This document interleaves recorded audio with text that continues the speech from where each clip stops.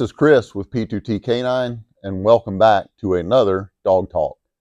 So, I was going to say this week, but it's been, I think, 3 or 4 weeks since my last video posted. Sorry about that. Things are just hectic around the house and the farm right now. So, here we are. Today, I want to get right down to it and discuss a concept that you don't often hear in dog training. It's not part of most courses or most dissertations that trainers put on, at least not that I've heard. You might have run into someone who is covering it, and good for you for being out there looking for information, and good for them for being aware of it and presenting it to you. With that being said, today I want to discuss the law of diminishing returns. This is generally something that's more in line with business school or industrial training and subjects, economic discussions, but it absolutely applies to dog training, and I'm going to explain that and highlight it. This goes out, so I'm sure Troster at Frequency Canine, per the usual arrangement, will post this to the TSGB Facebook group. And thank you very much, Troster, for doing that. And for all of the viewers that may pick up on it in that location, this goes out to a lot of the MPs in the audience. Now, it's not exclusively to MPs, because there are a lot of MPs that I've worked with over the years that get it. Troster, Terrazas, my wife, who also an MP dog handler formerly. Some people get it out there, but it's really a problem in the MP community as an outgrowth of Lackland. So I'm not saying that all MPs are substandard, but Lackland is certainly a substandard system that creates a mindset and channels people into a specific behavioral routine that creates problems. And one of the problems created by that system absolutely is diminishing returns. So what are we talking about when we discuss diminishing returns? As I like to do, I want to illustrate throughout my 25-year career in canine instances that have happened to me that underscore it, observations that I have from being out and about that underscore it, tell you how to avoid that and why you want to avoid that. So, during the day job here recently, I've conducted my second interview to hire a trainer. And in my questionnaire, one of the concepts that I present during the interview questions to the potential candidate are, do you believe that dogs can hit training barriers and plateaus? And how important do you view as change of venue in your dog training? And so I will tie in how these concepts relate, because if I'm screening someone to be a trainer, then I want to know what it is that they view as part of their training matrix, how they want to progress a dog, and how important they think these concepts are. One of the reasons, other than just canine training, that I put those questions in there and phrased them in that way, me being an athlete and doing a lot of physical training over many, many years, if you are an athlete or you train for a sport, if you're a runner, a cyclist, swimmer, weightlifter, the concepts of plateaus and walls are going to be absolutely known to you through your physical training endeavors. So all of us who are into the sports, into the athletics, we're going to have training metrics that we're chasing. Your 1 mile time, your 5 mile time, your 10 mile time, your cycling time, swim times, weights on your bench press, improving bench press, deadlift, squat. All of these things are training metrics. How many reps can I get? How much can I lift? Where am I trying to go with my training? And so where that presents itself, you're going to have what are known as plateaus, where you just hit maybe a new high for you in any of the aforementioned routines, and you just can't seem to break the 8-minute mile barrier, the 7-minute mile barrier, the 6-minute mile barrier. There are just these performance metrics where you get right there at it for a long time and you just can't quite seem to get into the next bracket that you want to be in, or you hit these walls where if you're going for a particular distance, if you're an endurance athlete, or even if you're a weightlifter and you're trying to, for instance, in football, one of the big metrics is uh, your 4-plate bench press, your 225. How many reps can I get for 225? Can I do it 25? Can I do it 30? Can I do it 40? Your 40-minute or your 40-yard sprint time. These things are absolute walls that have a metric assigned to them, but how do I break through my 25 rep 225 bench? How do I break through 40 reps? So these are the walls and the plateaus where we reach something and then we just can't seem to hit that next step and take it up. So that's a concept from the athletic side that I bring into the dog community. And then I want to talk about that change of venue that factors into our law of diminishing returns.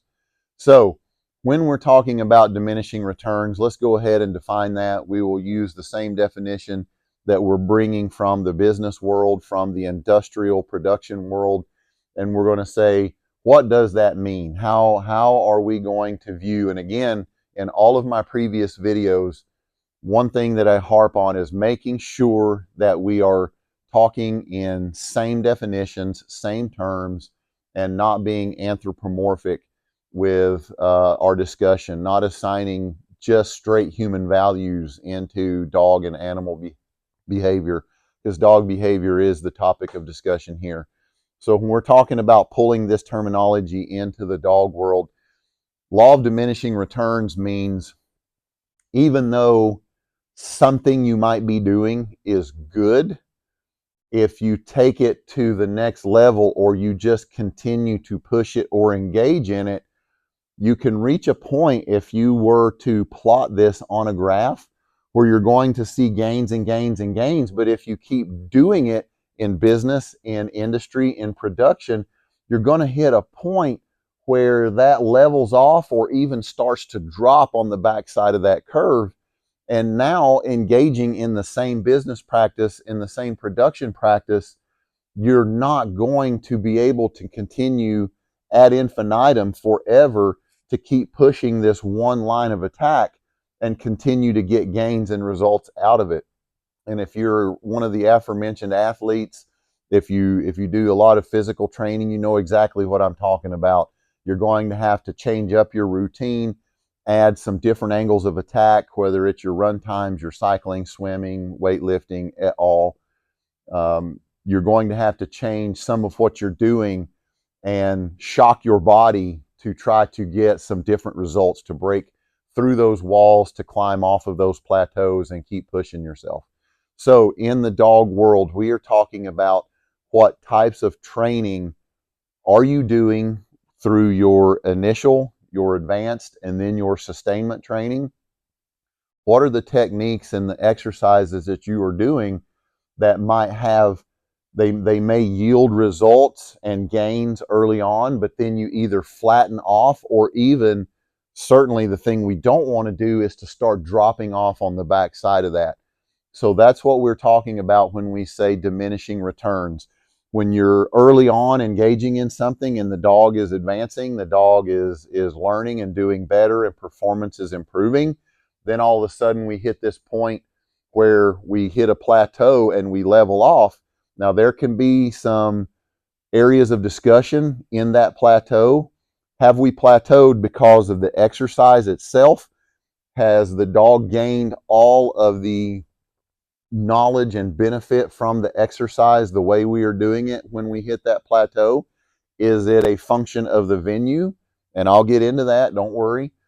But why has this exercise that was yielding gains and gains now flattened off and we're into this flat spot? And again, The absolute thing we don't want is, boom, now if we went from a plateau to a cycle of deterioration. Now the behaviors we were getting, the performance we were getting is starting to drop off. Now I know maybe some of you, your next question may be, Chris, what are you talking about right now? Are you talking about bite work detection? Are we talking about obedience? Are we discussing working dogs only? Am I a pet owner who needs to tune out right now? No, because this is a ubiquitous subject. This covers everything. And the reason, as I've mentioned in other videos, if you're not familiar with my full library, one of the reasons that my business name, my outlook for equipment, for dog training, for dog philosophy, for behavior modification is practical to tactical is, in my experience, police, soft MPC, the special operations world, service dogs, pet training, everything that I have touched, been associated with a single purpose detection program as it pertained to the Department of State and my participation in that for 3 years. All of these different genres of dog work have more in common than they have different.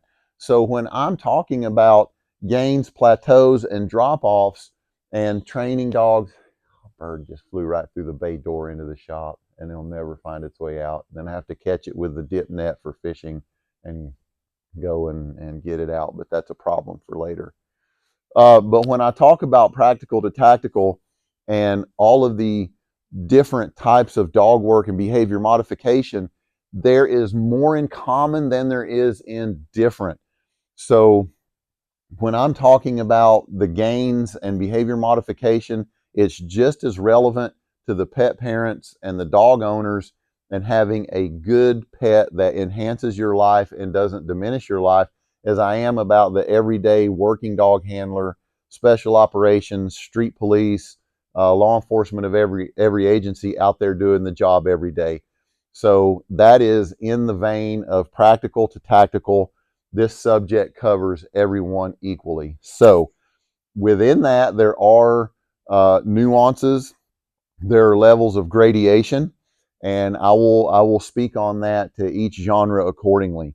So what are we talking about, and how do we find our everyday examples of this?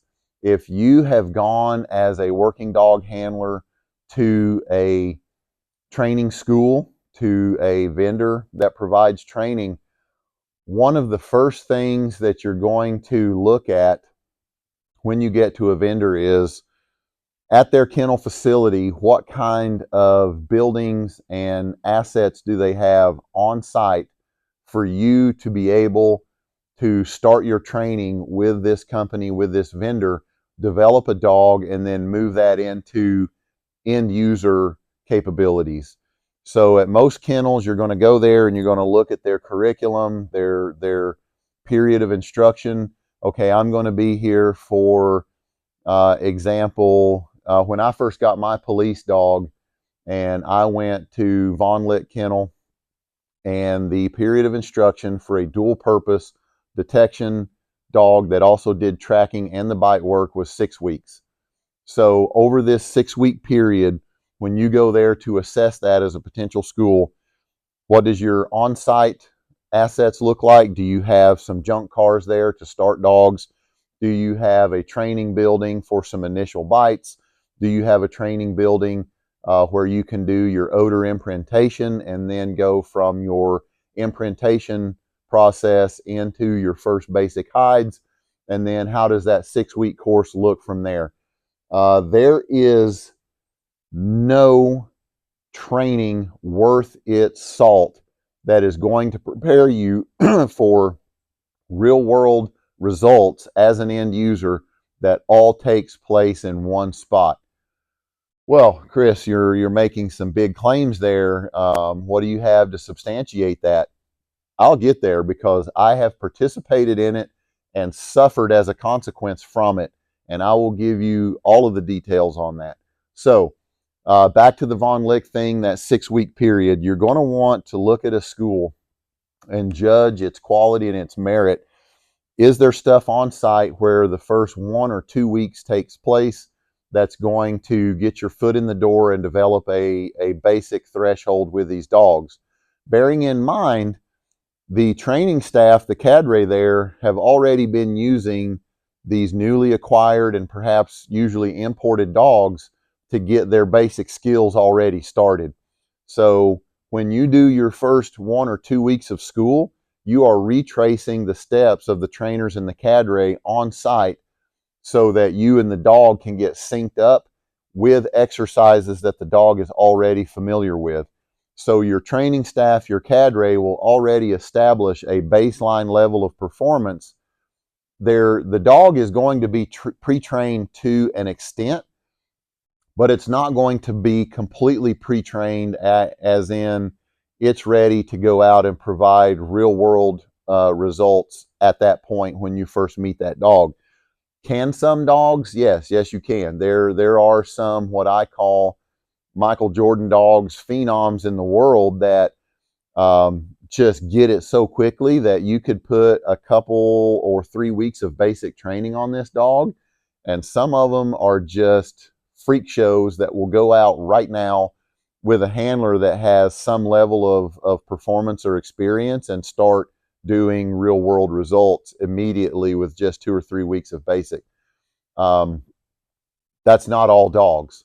So your system needs to be able to support dogs that aren't the Michael Jordans, but are a dog that can be developed and provide real world results for the end user. Also, you have to consider that there are going to be students and handlers that come in there that are going to be on the struggle bus. They're not going to be instantly good with a dog, and they may have no previous experience whatsoever. And you're going to need that 6-week period of instruction for the two of you to get reps together in order to start clicking and being able to go out on the street and get results. So with that being said, going back to your pre-trained by the cadre at the facility, it's not cost effective for them to run your dog through a 6-week course before you get there and have this dog super duper polished, because now it's going to be not cost effective for the kennel. The man hours put into that dog aren't going to pan out with the sales price after the student comes in and takes this dog through a course. So there's going to be a level of preparation where that cadre in that system is going to say, okay, this dog is ready for a student. It has pretty good odor imprintation. The trained response is fairly reliable. This dog shows tracking behavior. The dog is doing well enough in our basic bite scenarios that we're ready to now put this with a fairly green student under supervision and mentor them through this next 4, 5, 6 weeks of training, whatever the case may be. So that's how that system begins. Now, the other factors you're going to judge this system that you may be spending your agency's money at is, okay, so from here, how many other venues do you, the kennel, the facilitator, own that you can take me and my dog to, that you have unfettered, unlimited access to? And then beyond that, how many venues and places can you take me and my new dog that the pre-train preparation portion of this did not cover when I get there as a student? So do you have, for example, access to schools in the community, industrial sites, junkyards, impound lots, places with other cars for me and my dog to go to together during the execution of this course, where that dog has never been with the cadre during the preparation phase before I became a student with this dog? And all of that absolutely matters. A school worth its quality has a reputation in the community. It has the financial reach and ability to go and make agreements with places to allow them in either for a small fee or for free or for some kind of reciprocity. If it's an industrial site, hey, I will be able to bring sworn active duty law enforcement into your vicinity And if you let us in and we work in and around your area, with your permission and coordination with the schedule of your hours of operation, I'm going to be a deterrent to crime against your property, because at random intervals, there's going to be a buttload of law enforcement officers in marked and unmarked vehicles out here moving around your property with canines, and that's going to be a huge deterrent. So these are the kinds of agreements and deals that can be reached, and then the ability for that cadre to go in there and make your students mind and not leave trash and not leave dog poop everywhere keeps you from getting kicked out of those agreements. So with that being said, it's a mark of the reputation and of the reliability of the school that you're screening for participation in, because if they can keep these areas open to them and they can establish those agreements, then they probably have a pretty good reputation for performance. Otherwise, these private businesses are going to say, hey, no, I don't want you in here. Chris, it sounds like you're wandering astray of the subject a little bit. Maybe a little at first glance, but stick with me, because I'm going to tie it in, and I think I usually do bring all of these sidebars back together. So with that being said, over the course of this 6-week school, you have to have on-site facilities where you start, then facilities that the vendor has unlimited access to that you can go back to and do troubleshooting and corrective behavior, corrective training, and then brand new venues on that back end that last 2 to 3 weeks, where you and your dog are going under supervision, executing training in areas where they've never been before. And I'm going to tie in why all of that is super duper important. So you go back and you look at programs, for instance, Lackland and the 341st Training Squadron. I've been down there. I've seen it. I know the operation. It hasn't changed all of that much since my last visit. I still have contacts with people who are down there as GS employees, other people who are active duty or recently active duty that were down there at the dog training school. And even in person, you go down there and yes, they have very, very impressive taxpayer funded, taxpayer supported training venues. The mock airport terminal for the TSA side of the operation down there is impressive. The airplane fuselages, the cars, the buildings that are set up, it is impressive. But then what happens is they execute this entire course largely inside this bubble. And now you have training groups moving around inside this bubble, training new dogs. Then you have basic handler courses taking place that are moving around with experienced dogs inside. And now it becomes very much a function of the air traffic controller of trying to move all of these different training groups in and around their facility. And over the course of the entire period of instruction, you don't really get outside of that into venues where these dogs haven't been, that aren't new to them. And then you add to that, the other side of that is your new students are not participating in this handler's course with new dogs. You are going around and around the same merry-go-round with experienced dogs that are sent back from kennels as training aids that already know all of their basic obedience, and they are on this circular cycle of a new set of students come in for basic handler course. They get this experienced dog, and this dog escorts them around known areas that this dog has been doing for the last year, 2 years, 3 years of breaking in new students and bringing them around all of these venues that they have hit over and over and over. That is not the greatest experience for a new handler to come out of that course and say, hey, I have basic handler skills. You kind of do and you kind of don't, because you went through with an experienced dog who is running the same rat maze over and over and over, cycle after cycle with new students, basically being your tour guide around Lackland Air Force Base. So to that end, you aren't getting as much training as you could if you are at a place that puts you with a new dog that you're going to be with long term. And then you and that dog are going in and experiencing new venues together for the first time as a team that is looking to be paired long term.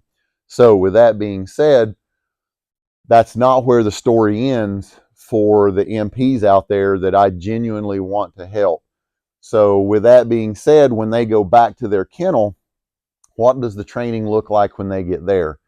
And I have observed MPs at a lot of different locations all over the map in the United States.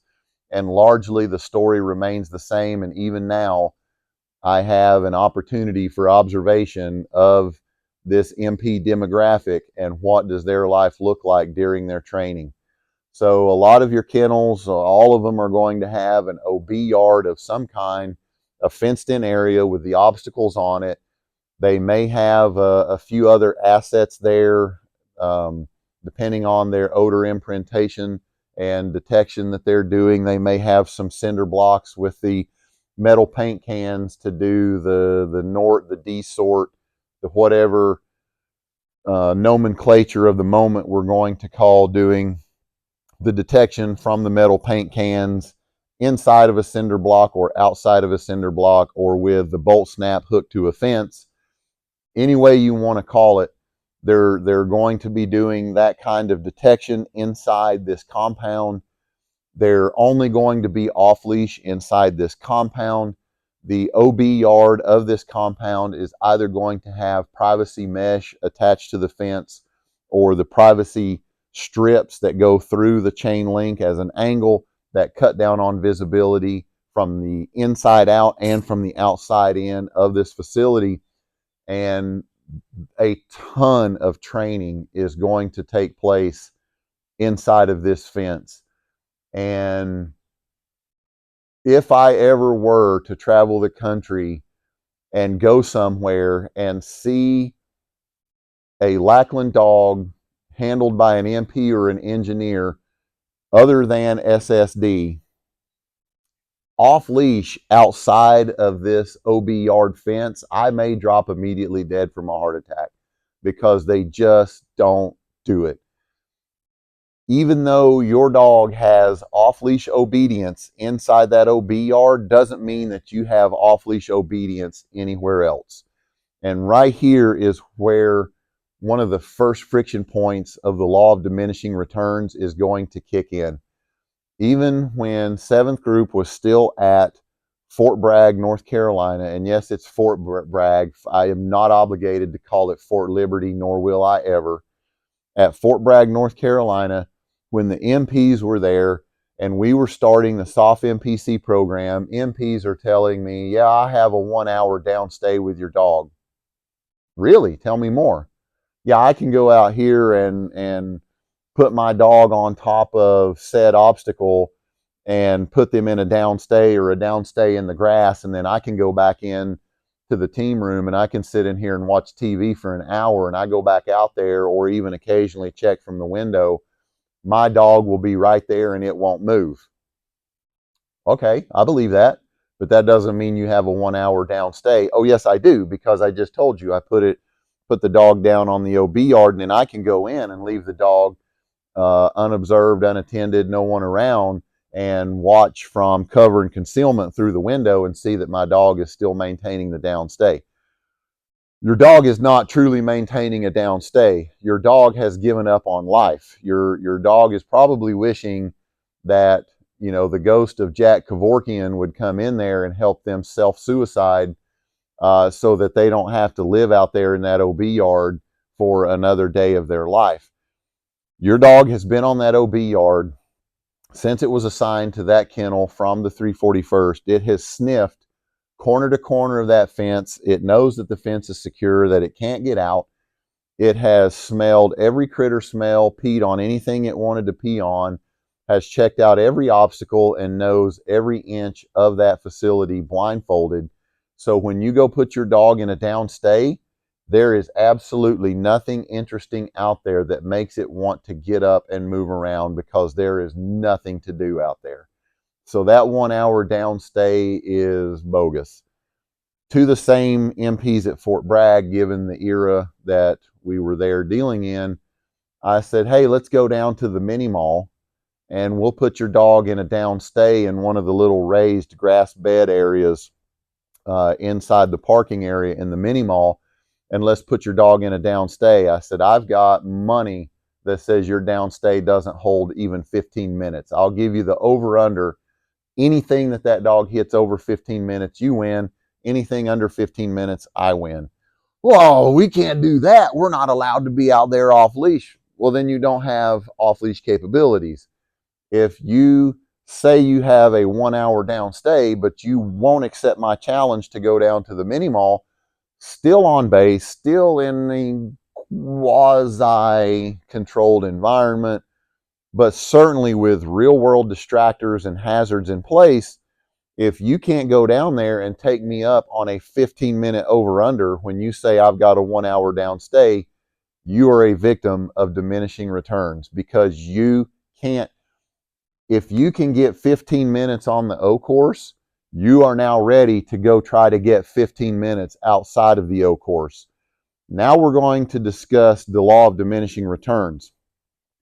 Once you hit that 15 minutes in the O course and you're getting an improvement in performance, and let's say in or around that 15-minute mark, you go ahead and add the additional stressor of you, the handler, going outside of that privacy fenced O course and maybe going inside your kennel building, you have reached the last improvement that you're going to see out of that dog in that venue. It doesn't matter at this 15-minute point where you can go inside in the building out of sight from your dog and it will maintain. Once you've hit that 15-minute mark, it doesn't matter if the dog will hold 30, 60, 90, 120, or 5 hours or 8 hours. Even though you say, yes, but my time hack is improving, the actual real world results are not, because nothing is happening inside that O course that's going to make that dog will probably lay there into the heat of the day, and it will continue to not get up because it dehydrated and passed out, and it's still not getting up because it laid there for so long because there's nothing left to do. There is no will to live. The dog is just going to lay there. At that 15-minute mark where you are out of sight, you are now ready to take that dog outside of that area and go start working your off-leash downstay in a place that has new sights, new smells, new distractors, and new stressors that are going to challenge that 15-minute downstay. So, with that being said, now let's even context this with some real-world results. Why do you need a 1 hour downstay as an MP in the real world that is only able to be executed inside the fenced-in area of the OB yard? Now, I realize you may be screaming at the video right now or even ready to turn it off. I'm not trying to kick you, the MP, until there's blood in your stool for no reason. I know this is not your fault, and this is largely a function of the operational results and operational requirements and training constraints put on you by Lackland, and this is not entirely your fault, but I want you to understand and at least know for yourself what the realistic expectations are with this 1 hour downstay. So, why would you even need a 1 hour downstay as part of your job in real world terms? Where are you going to be where you're going to be off leash for 1 hour in a downstay? Now, you might say we're going to have a what did they call it? It's not VIP in the Air Force, but they have something with dignitary. If you have a dignitary visit or you have a VIP, and yeah, you might have to be out there on the flight line or in some kind of a formation, and they want the dog out there, not going to be off leash. So even if you have to maintain some kind of formation for 15, 30, 45 minutes, an hour in that setting, I've never seen, nor do I believe I would see, a Lackland working dog that's off leash in that context. So that one's out. What about you're at one of the gates coming through security onto a base? Again, this is not a venue where your dog would be off leash. Is your dog going to need to have a long sit, stay, or down stay in this setting? Perhaps, absolutely. But is it going to be off leash? No, it's not. So, in context, when I was a law enforcement officer, because I went to a lot of alarms, especially on hours after 2200. So we'll call it anything from 21, 2200 back around to 0607 the following morning, the hours where a lot of businesses and industrial locations are closed. They are often under some kind of alarm system monitoring. So you get an alarm, you get a call to respond, you go there. If I had something that looked like a forced entry or maybe even just an unsecured door, then as a solo officer, one thing that I'm concerned about is, well, if I've arrived at this door or this potential forced entry, I want to check the rest of the building, but I'm by myself at the moment, but I'm also worried about containment if someone is still in there. So one of the things that I started training my dog to do is I would go to large buildings and even strip malls, and I would put my dog in a downstay, and I would begin by wandering long distances around blind corners from the dog and then going completely out of sight. And over a series of trials, I got to the point where I could get back into my vehicle, put my dog in a downstay, and I could drive all the way around a strip mall and come back and my dog was still right there. Now you're saying, well, what's the advantage to that? If someone has forced their way into that building and they are in there and they are thinking about making their exit, maybe they see the car, they heard the car, they're looking to go out the back of this building. If I can down my dog right there, your average bad guy is going to go back to that point of entry, that forced entry, and look and think, wow, there's a really squared away looking dog that probably bites laying right there looking directly at this door or this window. I'm going to go and try to find another way out. Well, either I'm on foot or in my vehicle doing a 360 around the location, and I'm watching for them to pop out of another door or try to make exit from this building through alternate means other than the way they came in because my dog's in a downstay out there. I know a lot of you might be screaming right now, yes, but what about use of force applications and you don't see your dog and you don't know what the dog is going to do? I completely stipulate that point, and I don't disagree. This technique may not be for you and for your agency. However, I am looking at what most people would likely do in that situation, and most of them are not going to go bonsai and come running out of that doorway at that dog, or even try to do a button hook and take off running with a dog laying right there. Whether they see me or not, they see the dog. And the intent on my part is to keep them inside that forced entry or that unsecured door until I make my way back around, having checked the rest of the perimeter of this building and potentially waiting on more people to arrive. If other people arrive and I'm on my 360, I direct them to go to that point of entry and wait with my dog until I get back around there, and then maybe we can bump off and switch security, or all of us will make entry at that point. All those are options. What I'm trying to illustrate to you is, what does a real world long-term downstay look like? What are the real world results? Why are we doing it? I'm always interested in the why, not just the doing of it. Okay, so that's a neat thing your dog can do there. What's the application? Why even bother putting the time and effort into said exercise if there isn't some kind of a real world yield on the backside of that? So that's why we're trying to draw that concept and talk about what does this look like for you if you're going to put the time and effort into it. So with that being said, that's only one example. Now, I know I've been talking a lot about military working dogs and MPs, pet owners, but I didn't forget about you. Come back to me.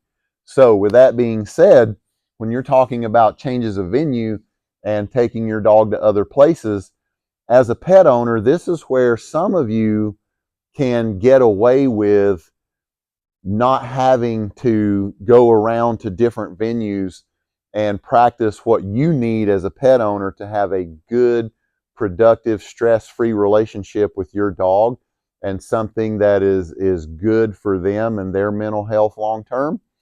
If you are older or somehow physically impaired and you are not able to get out, I don't need my dog to go on long hikes. I don't do hikes. I'm not going to the dog park. I'm not going to be walking around in public areas. I have a half acre or more in a suburban area, and we go out in the yard. Maybe my yard is fenced in. So what I'm trying to illustrate here is if you are a person, and this isn't meant to be derogatory, if you do live in a little bit of a fishbowl, then your dog can train and become proficient in that fishbowl. And that's not a bad thing. You just have to realize, this is my life. This is my normal cycle. This is my daily rhythm. This is my seven day a week, 1 month, 12-month out of the year. I don't travel a lot. I don't go a lot of places in public with my dog. This is what I need them to do. And if you do have more of a bit of a fishbowl routine, then your dog just needs to learn to live and function in that fishbowl, and that's okay. And the reason that I'm comparing and contrasting that is special operations, MPs, your law enforcement agencies here in the U.S., they do not live and operate in a fishbowl.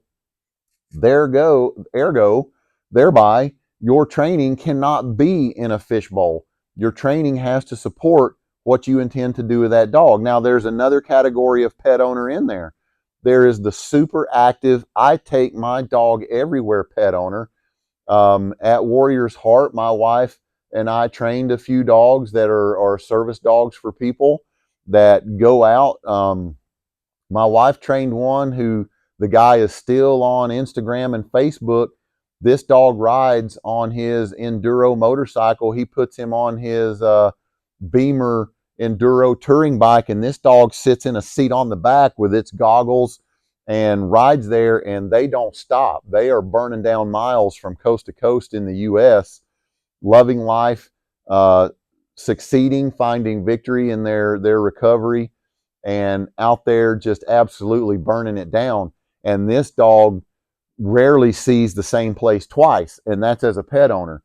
You've got other pet owners who want their dog to go with them on their boat, to ride with them in their vehicle, to have the window down and not jump from inside or the bed of a truck or an SUV. And again, when that window is open, all these new stressors, sights, sounds, and distractors are just flashing by them at a high rate of speed. So the dog can't be reactive to that and jump out of that. These are examples of a high impact, high activity pet owner who needs to train outside of that fishbowl. If you're doing just training in one spot, or your training is always at the city park or a dog park, you're not going to be well prepared to support that lifestyle. This is one of the things that can be a downside to people who go to a lazy board and train. I've got really, really high-end friends, Todd Smith at Trinity Canine Services, serving the Mid-Atlantic, that puts the time and the footwork in. Guys that are of real, and gals of real quality, who go out there and they cover some miles with your dog. They're not training in a board and train fishbowl where it all happens at a single location.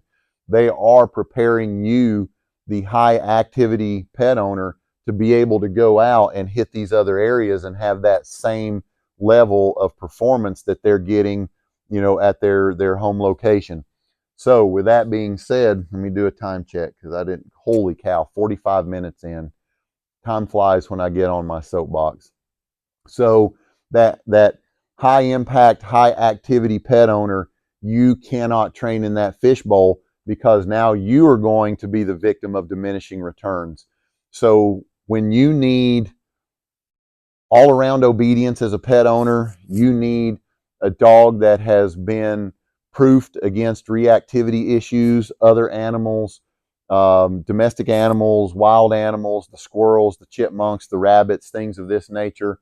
If you're traveling and you're out and about with your dog you are going to need that dog that can go to any location and know that the standards of behavior, the expectations are exactly the same.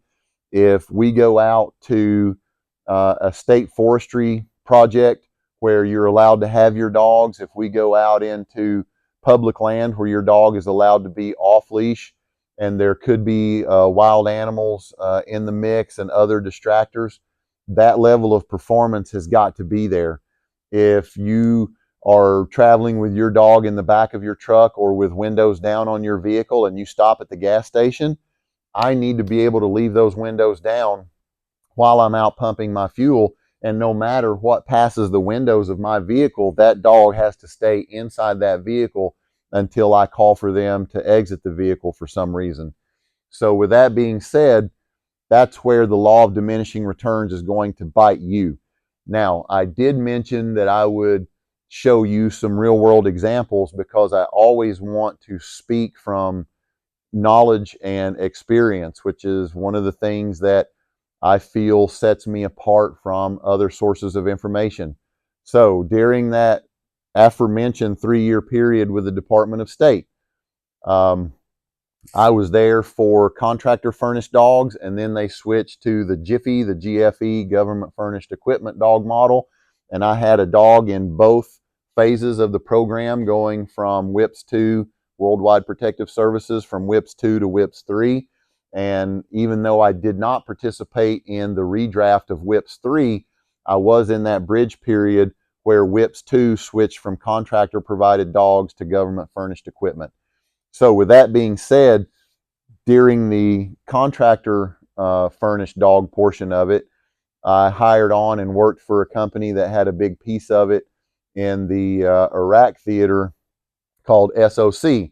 The SOC facility was this giant warehousing facility where they had the dogs and all of their basic training area before you went to the Department of State facility there in Virginia and went and did your actual certification in front of the certifying officials for the Department of State under camera surveillance and intense scrutiny and a high level of control. It is serious. It's a bit of a butt buster of a certification if you don't have any knowledge of it. So all unknown hides, all timed, all graded, without spending a ton of time making the video longer, diving into every single aspect of that. I want to get back to the law of diminishing returns piece. So in the first phase of that program with my first dog, when you would go and do your pre-train / warm-up before certification at the SOC facility, they had everything at this one footprint that you were going to have to challenge during certification at the Department of State facility.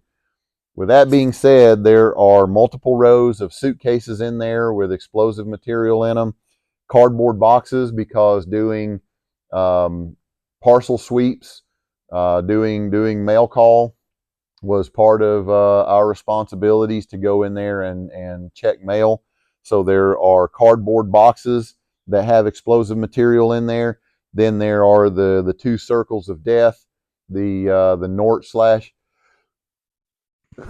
pardon me, Nort slash D-sort, where you've got your 2 circles of cinder blocks with the paint cans in there that have the odors and distractors in there. And then there were vehicles outside.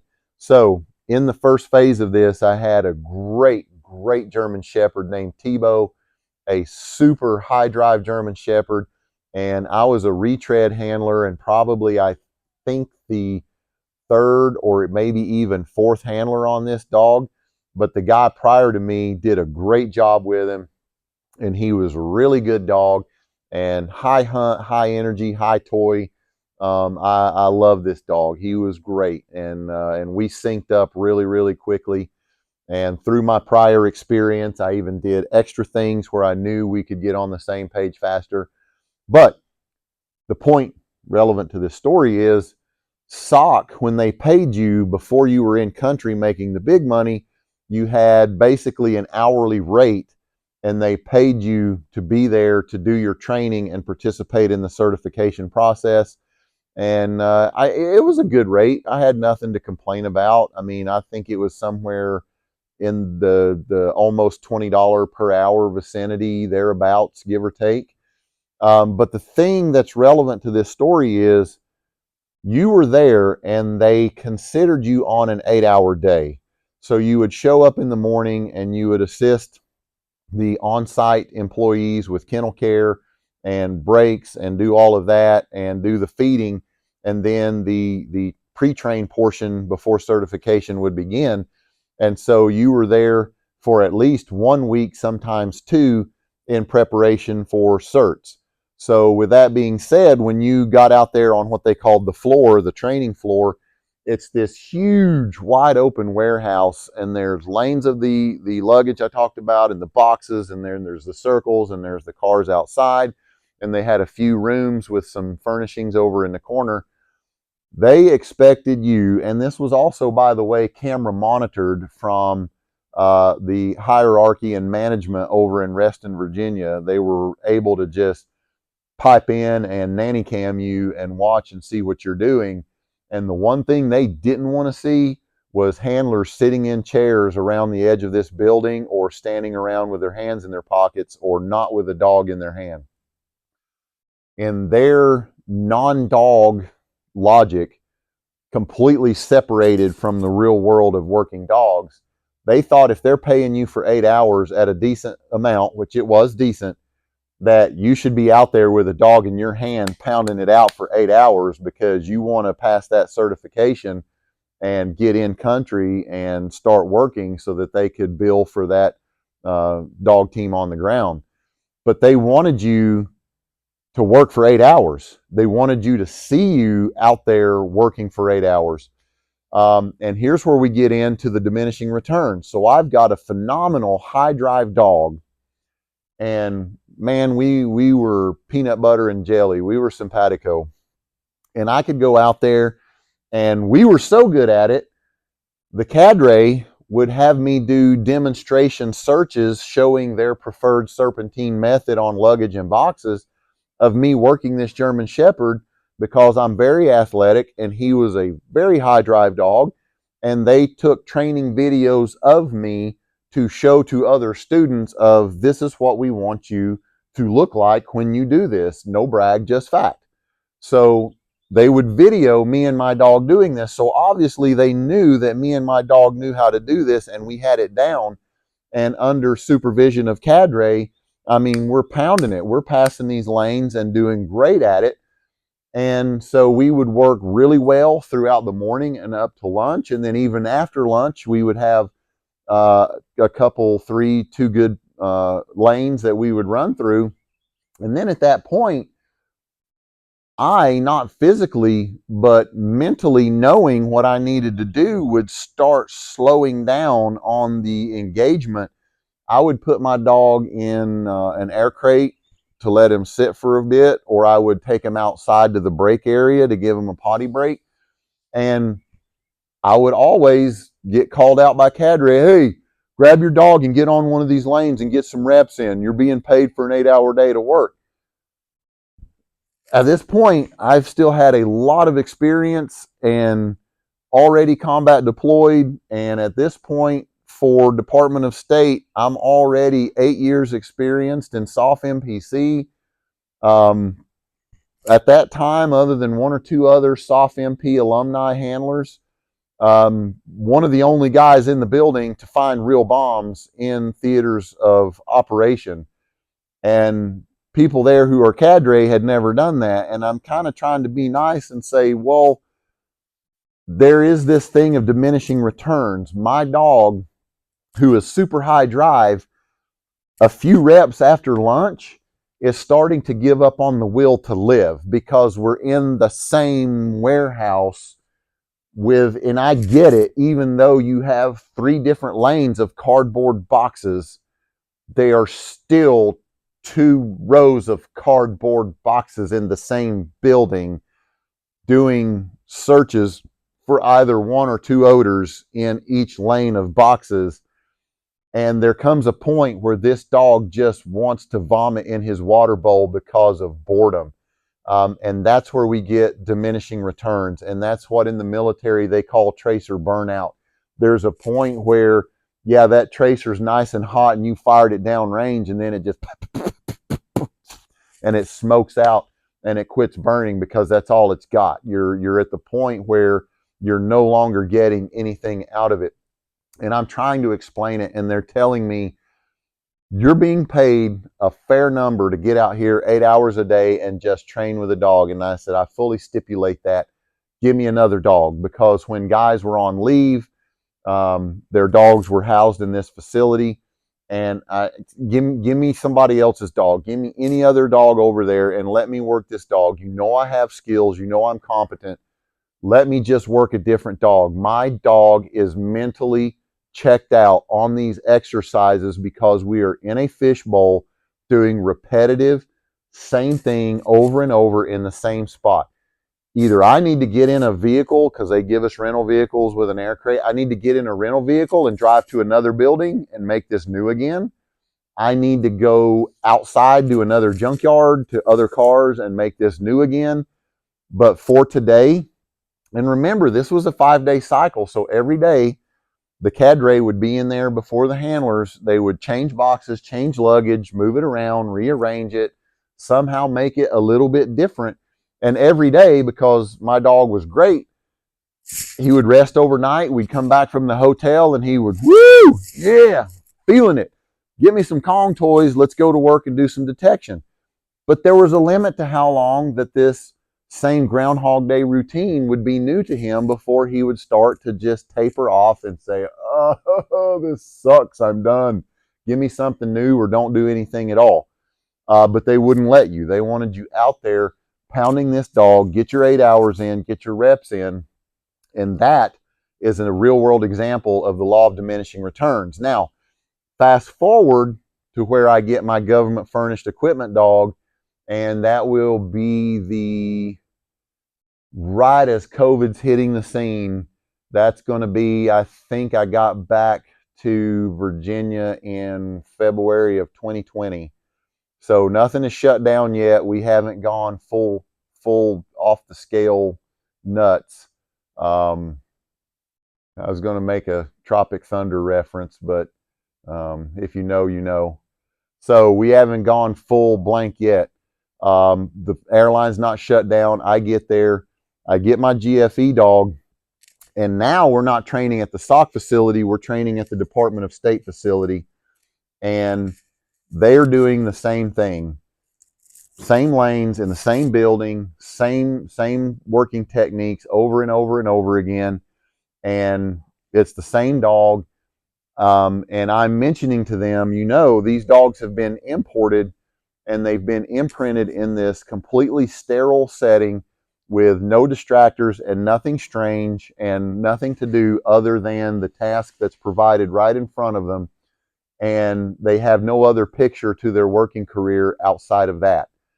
And knowing that Baghdad is kind of an above ground landfill, and the minute you step off of the compound, either at the Diplomatic Support Center or the embassy complex proper, that there's trash and dog waste and feral animals and sometimes people waste and food trash and just stuff everywhere. And I'm making the point from prior experience and having used a dog in combat in Iraq in 2005, and I'm saying, hey, I learned a lot of lessons in that country 15 years ago. And oh, by the way, in that period in between there, I've made 5 trips to Afghanistan, and I'm telling you, training in this sterile fishbowl is not going to prepare these dogs for success for real world results as an end user. So even when we got there with the brand new dogs, they gave us a 2-week acclimation period to do training and acclimation at your work location before you went back to actual work. And even in that time, these dogs are showing some signs of sensitivity to the different smells and the location because we're not in this bubble anymore. And I'm saying, hey, we're kind of already seeing some issues. Yeah, don't worry about it. That's why we're paying you 2 weeks at full deployment rate. to go out here and get your dog acclimated. Okay. Well, the first time my dog, personally, I'm not talking about anecdotal references or things that I heard from somebody else. Once I took my dog outside the Baghdad Embassy complex, this little Malinois looks around, Nico, looks around and says, "You've got to be kidding me." This dog was the quintessential Jake Gyllenhaal bubble boy. You mean there's a whole world out here? What was the Jim Carrey movie when he found out that his whole world was inside of a studio and he had no concept that there was a world out there? This dog gets outside and says, "Holy cow." And I'm looking at a line of vehicles off compound that I need to search. And I'm, "Hey, check here, come on, isn't this interesting? Hey, look at here, you want to find a toy? Check, check, check, check, check, check."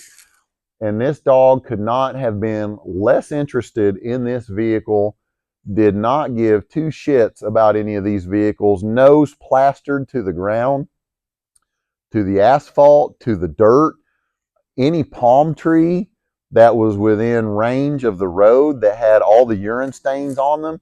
This dog was just trying to low crawl and pull me. And again, because during this phase of the program, you're not allowed to correct your dog, and they were only allowed to wear this big, wide leather collar.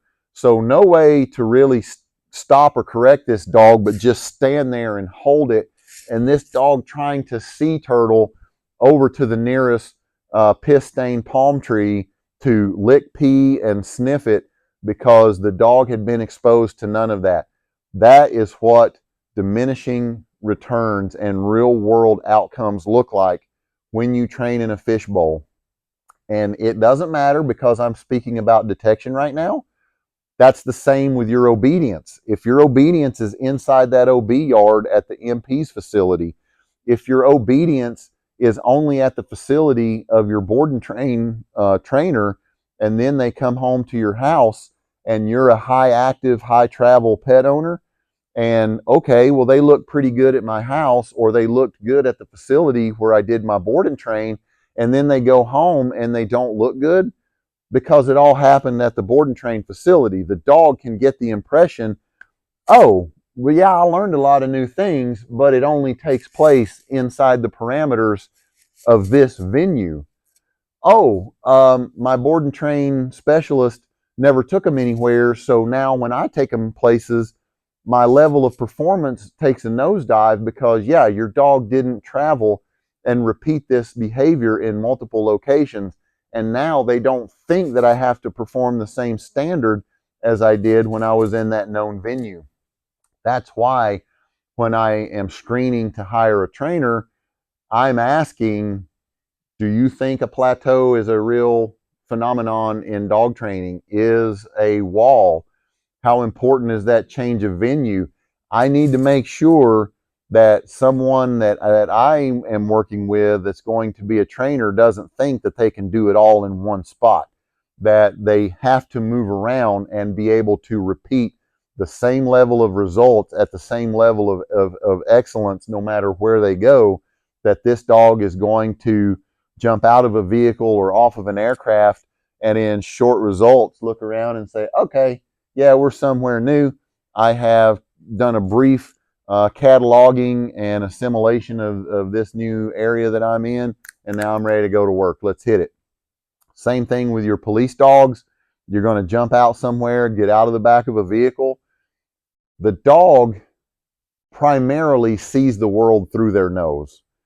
Then they get information through their eyes, and then they get information through their ears. When they're in a known location, they know what the expectations are. When they get to an unknown location, they're cataloging all of this new information and becoming aware and assimilating all of these new distractors. If you have trained in a fish bubble and you have experienced the law of diminishing returns, you're not going to get out and get the level of immediate performance that you want. You need to get out and in very, very short order, 60 seconds or less, This dog needs to snap back and realize that the priority is the function at hand, not the fact that you're in a brand new location. When I was a police officer, I had a narcotics detection dog, also tracking and bite train. When I jumped out to search a vehicle, it didn't matter if it was in a calm corner of a shopping mall parking lot where I observed suspicious activity and had a contact with somebody. It didn't matter if it was on a 2-lane state route, or as times would take me out onto Interstate 40, if I was standing along the side of 3 lanes of traffic doing 70 miles per hour with big wind gusts hitting us from 18-wheelers that were going by, the task remained the same, and I needed that dog to jump out, get its head in the game, and start giving me a high level of performance on this task without this, oh, well, wow, there's a lot of more cars out here, and they're going really fast, and man, all of this wind pushing around, this is different. I need them to be on the task at hand, and the only way you accomplish that is if you are moving around. And that's where assessing the POI of your vendor, your potential vendor, comes into play. If you don't do anything during that training class except cars at their facility, that's going to be the worst answer. Slightly better than that is going to be junkyards only, where everything is sitting still and in a non-running condition and cold, by the way. Every car that we searched, I'm going to flash back a little bit to the Department of State. Every single car you search for the Department of State with their all-knowing wisdom is stone freaking cold. These cars have been moved into position morning of, or the day prior, or 2 days prior, and they have been sitting there, and they haven't been running. They haven't been brought up to temperature. They haven't been brought back up to temperature between dogs doing certification passes or even training passes. And then they send you to a location to do work outside the continental United States, and doing traffic circles and checkpoints in Baghdad, which I have done. These cars are pulling up, and they just turned off. They may have driven all the way across town and pulled up to your checkpoint and killed the engine, and this thing is operating temperature, road running hot. And that is a difference to dogs. It's different in every way, and even if there is bomb material and bomb odor present, it still changes the picture that you've given them. And now, because everything you have searched is stone cold, that puts you in the land of diminishing returns, because now you're going to go look for real world results, giving your dog an entirely different picture than what it had in the training environment. And I will even close now. Right now, I'm dealing with people in my orbit who I have explained this concept to, and they just refuse to even give it consideration. If you are training anything and you are in the same confined area with the same apparatus involved, and you keep hitting it over and over, your dog is going to hit a plateau so quickly. I'm going to touch on something that is a concept that's out there in the dog world, and I've discussed in other videos. Law of primacy. First learned is best learned. If whatever, and you always have to have some apparatus involved in all types of training, and I don't dispute that. But your apparatus, your boxes, your cones, your place boards, your whatever. And again, in tracking, I've discussed I don't like using the survey flags in the ground to mark turns. Whatever markers you're using that help the dog get something, once they start to grab that information and show understanding of it, and they manipulate the system to their advantage, that all has to come out. That has to go away. And also, the same thing is true about your venue. Once you secure that first level of understanding and they start demonstrating understanding and proficiency at that, now we've got to change the venue and say, okay, you did it here. Now can you do it here? And maybe we go back and we throw a little bit of help into that new location. Then as soon as they get it, that help comes away. And then we pull out a new location and say, can you do it here? And we jump and we jump and we jump and we change. I'll close with this. In that same vein of law of diminishing returns, I could not tell you how many canine demonstrations that I have done as a police officer on behalf of the SOF MPC program for the military, for dignitaries, for local community organizations. And every single time I do a dog demonstration, if the first question I ask is, are we going to have multiple groups? Are we going to have to do a presentation for more than one group of people? If the answer is yes, I'm going to want a different dog for every single group of people that I'm going to present to today. Why is that? I'll tell you. I am going to not pre-game my dog and run them through the venue. I have been questioned by handlers my entire career. Well, if we're going to do a demo, I want to look good. I want to run my dog through it first so they know what they're doing. Then you're going to look stupid. Your dog is going to make you look dumb. And we go back to the training floor at SOC where your dog knows the answer. If you lay out a detection piece for your dog and you're going to do a demo and you're doing your practice exactly where you're doing the demo, and heaven forbid you run your dog on the exact same hides and or bites at the location you're going to do it, that dog is going to make you look stupid because they know where everything is at and they aren't going to hunt anything. If I have a row of cars out for my demonstration and I've already let the dog work that row of cars and the dog knows where it's at, why on earth would that dog search the first 3 unproductive cars if they know the answer is in number 4 out of 6 choices? That dog is going to sled dog you past definitely the first 2, maybe the first 3 and go directly to 4. Maybe they don't remember exactly where it's at, but they do blow off the first 2, kind of halfway check number 3, and then realize, nope, this one isn't it either, and they take you to 4. It's going to make you look terrible. If you've been changing venue and you got a decent trained dog and you need to do a demonstration, I'm going to lay out my 6 cars in this example. I'm going to put out a hide, and the first time I run it is going to be when those people show up. Why? Because I would rather be able to redirect if I blow by the hide, because I'm going to know where it's at.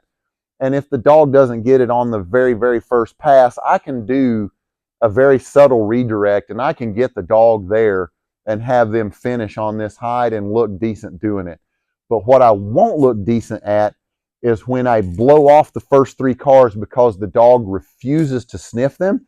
And then because he wants to go to number 4 because he knows it's at number 4, and I'm, hey buddy, come on, please sniff number 1. Come back and just sniff it a little. Just give it a sniff. Any kind of recognition. If you tell people I've got a bomb detection dog and that's what I'm demonstrating in this exercise, and they won't search the first 2 or 3 cars, you look horrible. If you run it blind, not blind, but blind to the dog, you'll probably know where it's at. If you go out there and run it blind to the dog, they're going to check number 1 because they don't know that it's not number 1. And number 1 hasn't been sniffed yet. They haven't cataloged it. They're actually a little bit genuinely interested in what number 1 smells like. And then they're going to check 2 and 3 and so forth until they find something because it's new to them. If you take that away, now you are in the land of diminishing returns when it comes to demos. If you take that dog and you run him completely new to it the first rep, and then a second group of people come in, that dog's going to look good for the first group and he's going to look like garbage for the second group. I'm going to go back and I'm going to pull out a second dog from our program or from our agency and have them demonstrate for the next group of people as they come through and so forth. If you're doing, as I have done many times for SOF MPC, if you are doing a combination lane, or as a law enforcement officer, you're demonstrating detection and then an apprehension or bite piece as part of the same demo. If you've run through that and your dog knows that there is someone to bite in the exact same vicinity as there are bombs or narc aids out for them to find, I will sign a check for a considerable amount of money that if your dog has already run that and you try to run that a second time, if you ran it as practice or you ran it blind the first time for group A and then group B steps up.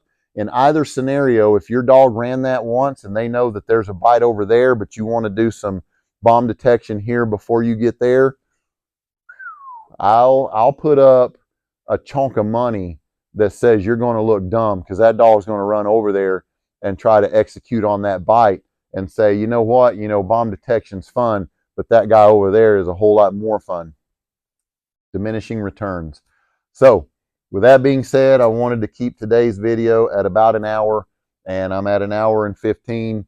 I didn't want to make it another 3-hour two-part series, or for those who remember real TV back in the day, I didn't want to make it Lonesome Dove with a 6-day multi-part mini-series. So I'll leave it right there for now. If you have more questions about diminishing returns, you can email me through the website. You can direct message me through Instagram at P2TK9. So hope that provides you some insight and a new way of thinking about your training, whether you got a working dog or a pet.